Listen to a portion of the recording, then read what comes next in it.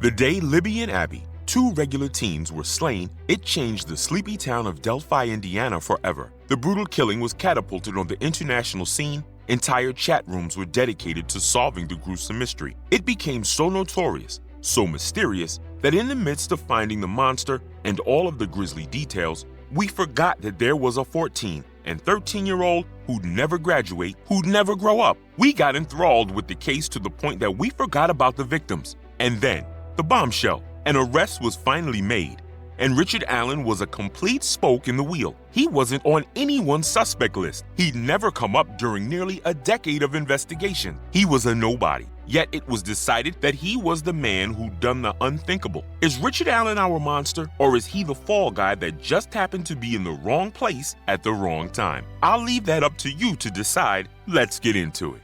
13-year-old Abigail Joyce Williams and 14-year-old Liberty Rose Lynn German weren't just cousins, they were best friends too. Hailing from the small town of Delphi, they, like every teenager their age, were worried about boys, pimples, and they were on every social media and messaging app available in 2017, especially on Snapchat. On Monday, February the 13th, the girls, who spent every waking minute in each other's company already, decided to take a short hike to Monon High Bridge, a section of the wider Delphi historical trails. Before you start criticizing the parents for allowing this really wasn't out of the ordinary.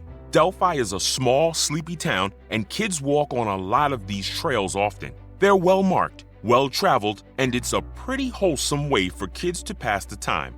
Libby's older sister agreed to drop them off at 1:30 that afternoon with the agreement that they'd meet Libby's father, Derek, 2 hours later at the end of the bridge. At 2:07, Libby shared a photo on Snapchat of Abby walking on the bridge, so they definitely reached their destination. But when Derek arrived at 3:15, the girls were nowhere in sight. Annoyance turned to worry and then morphed into downright panic when neither of the teens answered texts or phone calls.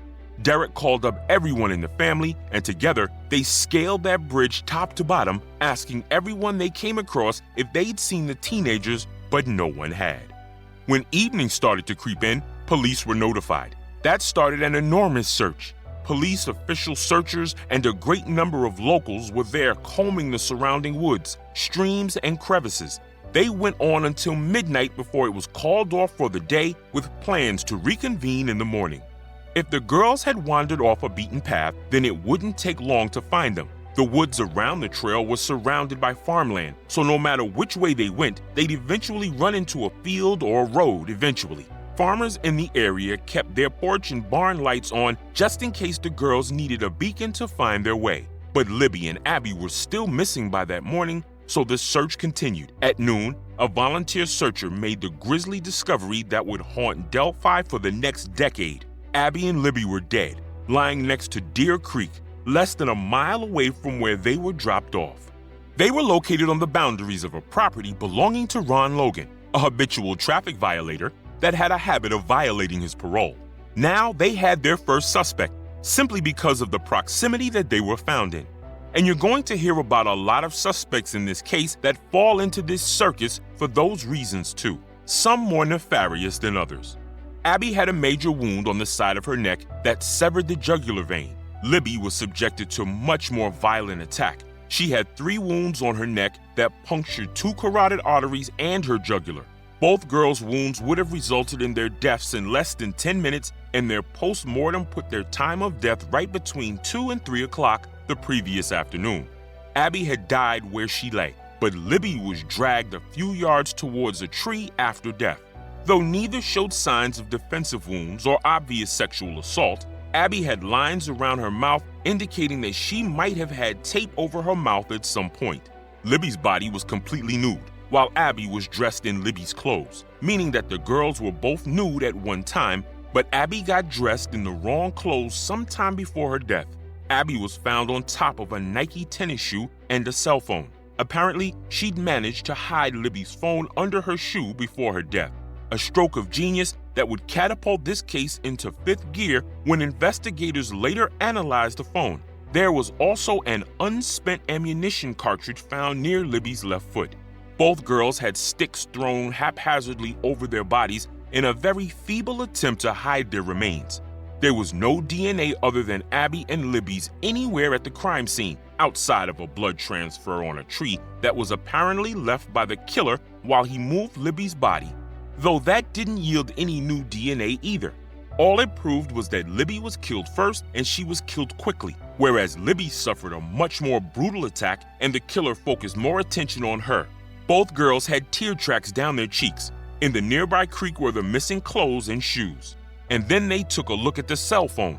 Besides taking a picture of Abby on the bridge, with a strange man behind her that looked like he was following them, Libby also managed to catch his voice in the background instructing the girls to get down the hill.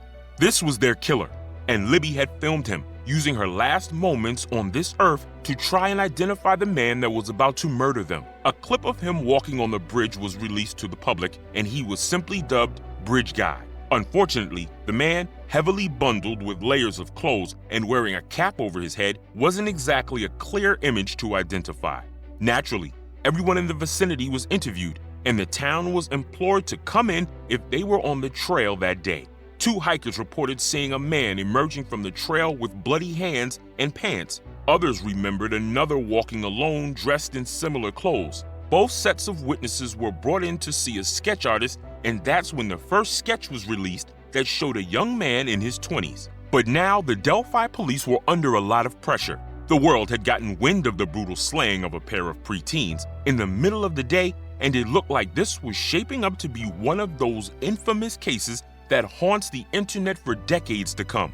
Entire discussion forums and channels solely dedicated to nothing else but the Delphi murders were popping up everywhere. Delphi was in an uproar. The residents were terrified for their children, and they demanded answers. Abby and Libby, 2 ordinary kids, were now famous all over the world simply because they'd been brutally killed, and the social media showed just how many potential predators our kids are exposed to every day. It turns out both girls had suspicious accounts following their Snapchat. One of those individuals, who went by the handle Anthony Shots, was looked into. His real name was Keegan Klein, and he'd stolen the photos from a completely innocent Canadian man. This complete piece of garbage was later charged with child exploitation, soliciting minors for sex, and possession of child pornography. Don't get too excited though. Klein, as evil as he was not in Delphi on the day of the murder. But he wasn't the only account that followed them. This sent police on a years-long chase to track every single suspicious account, several of which were most definitely predatory, but none that were ever near Delphi in the weeks before and after the murders. In 2019, they released another sketch, this time depicting a much older individual that was taken from the second set of witnesses.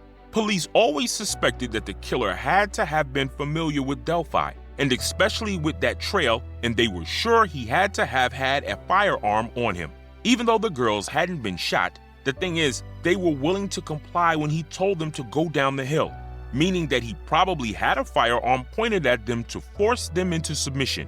He got them off the bridge, undressed, redressed, killed, and then even made an attempt to hide their bodies, all in the space of an hour without anything being heard or seen, outside of 2 witnesses that mentioned a man with blood or mud on his jeans. The level of speed in this kind of terrain requires familiarity, so police heavily leaned into the hope that someone could identify a suspect based only on a single sentence and a grainy video. And that's where everything stood still. Tips were still being taken, but none led anywhere. They'd interviewed hundreds of people, cleared Ron Logan, Keegan Klein, every single sex offender in and around Delphi, and tracked down nearly a dozen accounts that were following the girls on their social media, and nothing shook loose. So, in 2022, all of the case files were brought out and gone through again, just a stab in the dark, hoping that someone missed something in those first few days' interviews, and man, did they miss something all right. 3 days after the girls were discovered, a guy named Richard Allen reported to the police station. He, like everyone else on the trail that day, willingly came in to find out if maybe they'd seen anything or not. So far, there was nothing suspicious about that. Every one of the people that came in and gave their statement were followed up on in the weeks after the murder to clear them by a police officer. But his name was recorded incorrectly, and somehow Allen's statement just happened to land in the cleared pile. So he was never cleared by a police officer at all. Still, this was a human error and not a particularly big one, and it needed to be put right. At the very least, someone had to go out to get the proper name and to find out if this could be a potential witness that just happened to fall through the cracks. In Allen's original statement, he said he was on his way back from his mother's. She lived an hour away in the town of Peru, and that trip to visit her was corroborated. He decided to stretch his legs and to check the stock market on his phone for a few minutes before heading home. The only people he saw in the few minutes that he stopped for were a group of 3 teenage girls that passed him. He mentioned to his wife that he'd been on the trail that day when they heard about the murders, and she encouraged him to self-report just in case he saw something important. It sounded like a lot of the other reports that came in. Dozens of people who drove by the bridge or who were on it came in, just like Allen did. Then suddenly, in October 2022, police announced that they'd made an arrest, and it was none other than Delphi native Richard Allen, a pharmacy technician with a wife and an adult daughter. The world of internet sleuths were dumbfounded on all of their potential suspect lists, Ron Logan and Keenan Klein topping most of them. Never had the name Richard Allen ever appeared. He had no criminal record, nor had he ever shown any unusual behavior to indicate that he was a monster hiding in plain sight. Beside a vague resemblance to the second sketch, there really wasn't a whole lot here to explain why he'd been arrested at all. After a search of his home, Allen's Sig Sauer P226 pistol was matched to the .40 caliber bullet found at the crime scene. But this isn't exactly a smoking gun, pun intended. That round was never fired. Matching an unfired round to a firearm is next to impossible. In my opinion, this is circumstantial at best. So was the voice match and visual description of the video and audio taken on Libby's phone. Voice and facial recognition software couldn't make a definitive match with such a small sample. And like the JonBenet Ramsey case, I'm not going to be anyone's favorite person right now. I know everyone is terribly relieved that the killer was caught, tried, and Abby and Libby were given the justice they deserved. But is Allen really our guy? The majority of his trial centered around his confessions, 60 of them in total. 3 of those were made to his wife over the jailhouse phone, and the rest were done in various interrogations. The man was kept in solitary confinement for 13 whole months, and every appearance in court he got visibly more frail, weak, and by the end he had trouble talking. I actually thought he might have suffered a stroke when I first saw him being wheeled in. They kept him in solitary confinement on the basis that a child killer is in danger of being killed by other inmates. Prison justice has no leniency toward people who hurt kids, after all. I don't think most of us understand the extreme level of stress a person undergoes when being put in that kind of isolation, where you're locked inside a bare room with no communication outside of being dragged out every now and then just to be hammered with a borderline violent interrogation where every person talking to you is telling you that you did it. Not only does the isolation drive you insane, the only communication you do have is entirely centered around how guilty you are. It's the same kind of psychological torture that kidnapped victims who end up sympathizing with their captors suffer from. His confessions were all over the place, becoming more and more unhinged as the year dragged on. By the end, he was confessing his guilt to prison guards, medical staff, and random inmates that would have killed him for saying so. Anyone who stood still long enough got an earful of Allen confessing that he'd killed Abby and Libby. Now imagine, just for a second, that Allen is innocent. What do you think is going to happen to a vanilla dude who'd never gotten on the wrong side of anyone in his life before if he's put into isolation for 13 months and everyone's convinced he did it? He's being caged like a criminal. Every interaction with another human being is handled like he's a murderer, and there's no one out there who believes otherwise. I'd go crazy too. Hell, we've covered a case of Stockholm Syndrome on this channel before. The mind is a powerful tool, man. Indiana's limit on putting prisoners in solitary is 30 days, exactly because of how deeply scarring the experience is and how unstable it makes inmates.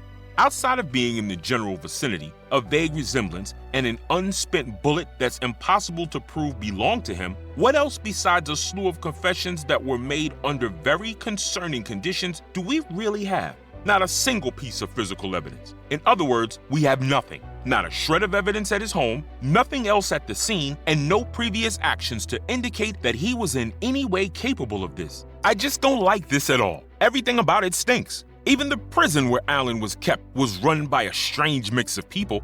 You might have heard about the Odinism angle. If you haven't, here's the short version. Odinism is a New Age revival of ancient Norse pagan religions. Alan's defense team claimed that the guards at the prison wore patches with runes on them, indicating that they were part of the cult. If it sounds like they were clutching at straws, the defense really weren't. There's been rumors of this cult all over Indiana for years now, but they took it a step further and claimed that the way the girls' bodies were posed looked like there were sacrificial elements to their murders, and the sticks placed over the bodies looked like runic symbols. Personally, I think Odinism is a lame motive. The girls were targeted at random. The attack was relatively fast, given that there were 2 victims. So unless someone was following their movements on Snapchat, this was a crime of opportunity. Despite his many confessions during his time in confinement, Richard never changed his plea. In court, he always maintained that he was not guilty, but a jury, despite the flimsy evidence, declared that he was guilty of 2 counts of murder and sentenced to 130 years behind bars. This isn't a slam dunk, that's what I'm saying. And there's just too many holes here and no concrete physical pieces of evidence to make a definitive cause. I'm not saying Alan didn't do it. He might have. But when you lay it out in front of you like that, with only circumstantial evidence, all of which can be torn apart by a halfway decent legal team, then I cannot understand how a jury unanimously settled on a guilty verdict. Before I say goodbye for the day, don't forget to like, subscribe, comment. It's your traffic, your engagement, and your support that keeps this obscure train of mystery and secrets chugging along from one mystery to the next. See you in the next one. Cheers.